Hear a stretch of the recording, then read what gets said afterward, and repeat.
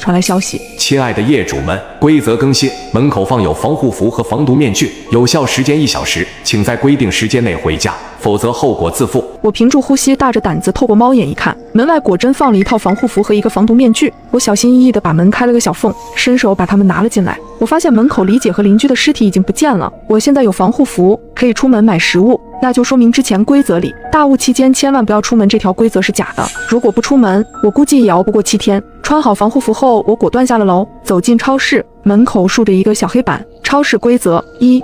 超市的肉很新鲜，但都不可以吃。2. 蔬菜都是当天新进的货，可以放心食用。3. 每个人只能买1天的量。4.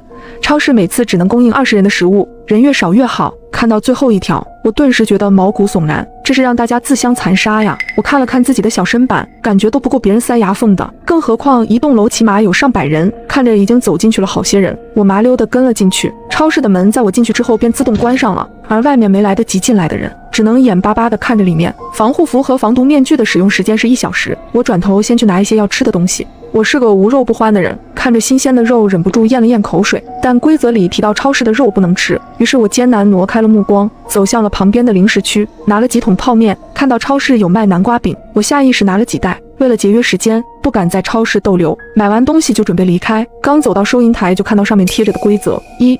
超市的后门是商品运输通道。2.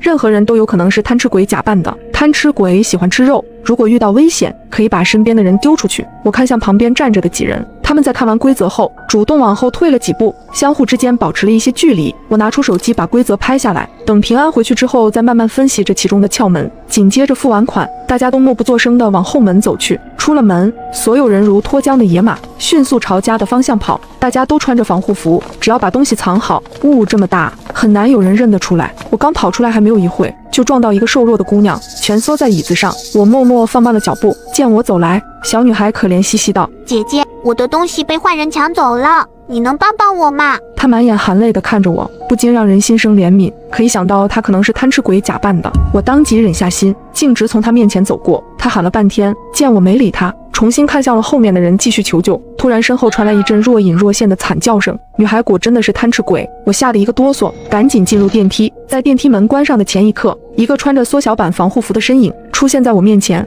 是李姐的女儿大宝。她一双无邪的大眼睛怯生生地看着我。小周姐姐，你看到我妈妈了吗？我妈妈上次出门就再也没有回来。我回想起李姐在我家门口发生的事情，心中不免有一丝愧疚。我咬了咬嘴唇，将南瓜饼递给她。乖乖快回家，妈妈去给你买玩具了，她让你在家